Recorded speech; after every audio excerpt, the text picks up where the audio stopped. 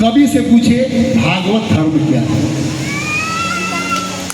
हरि से पूछे भगवान के भक्तों का कितना प्रकार होता है, अंतरिक्ष से पूछे माया क्या है, प्रबुद्ध से पूछे माया से पार कैसे पाया जा सकता है, पिपलायन से पूछे आत्मा का स्वरूप क्या है, आविर्होत्र से पूछे अजितेंद्रिय की गति क्या होती है,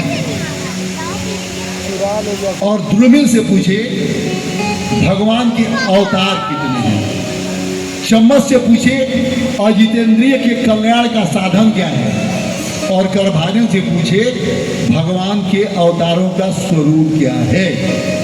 ये 9 योगेश्वरों से जनक ने संवाद किया और एक एक करके जिनसे प्रश्न किया, सारे 9 योगेश्वरों ने जवाब दिया। और मूल जवाब ये है, मूल जवाब आपको बता रहे हैं, टाइम बहुत लगे इसे। मूल जवाब स्वार्थ साच जीव कहे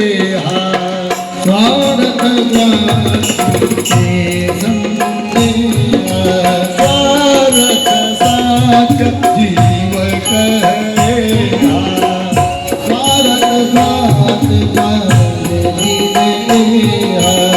हरिय राम पद पंकज में हरिय राम पद पंकज में हरिय राम पद पंकज में हरिय राम पद पंकज में सखा परम परमारथ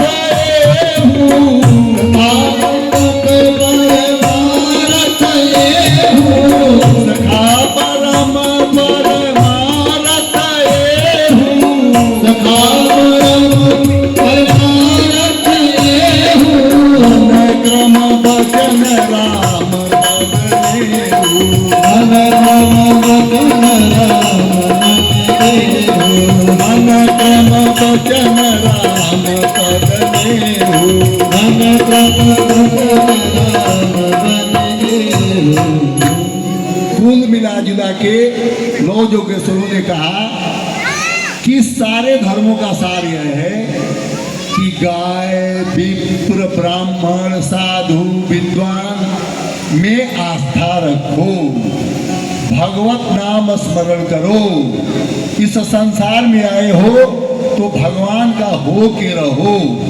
पुनश्च जदु महाराज जाते हैं, दत्तात्रेय जी से मुलाकात होती है, दत्तात्रेय जी के 25 गुरुओं की चर्चा होती है। 25 गुरुओं में दत्तात्रेय जी पृथ्वी वायु आकाश जल अग्नि चंद्रमा सूर्य कबूतर अजगर समुद्र पतंग मधुमक्खी हाथी साहब निकालने वाला मधुआ हिरण मछली पिंगला बेस्या क्रूर पक्षी छोटा बालक कुमारी कन्या बाण बनाने वाला कारीगर सर्प और मकड़ी श्रृंगी, ये 25 गुरु बनाए दत्तात्रेय महाराज। और इन 25 गुरुओं से दत्तात्रेय लोगों को यह संदेश दिए, चाह गई चिंता गई, यही असली चीज है। चाह गई चिंता गई मनवा बेपरवाह, चाह गई चिंता गई मनवा बेपरवाह, जिनका कछु न चाहिए सो ही साहंसा, जिनको कछु न चाहिए सो ही साहंसा।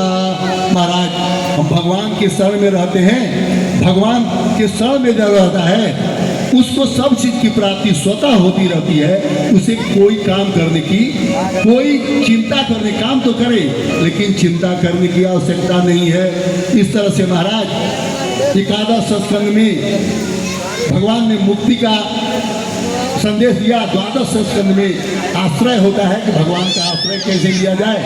कली का धर्म कली का पहचान बताया आप द्वादश स्कंद में कि कली कैसे पहचान में आएगी कि कली आ गया है।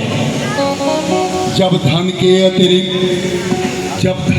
अतिरिक्त कोई धर्म नहीं रह जाए तो समझना कि कली आ गया है।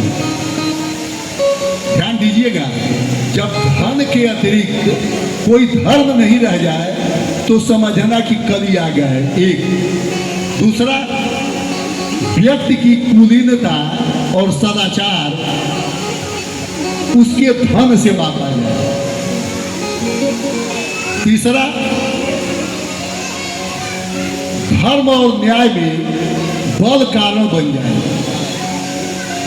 चौथा, जिससे मन माने वही पति पत्नी बन जाए। बहुत हद तक हो भी रहा है। कुल गोत्र शिक्षा दीक्षा समानता ही तो बहुत दूर की बात हो गई।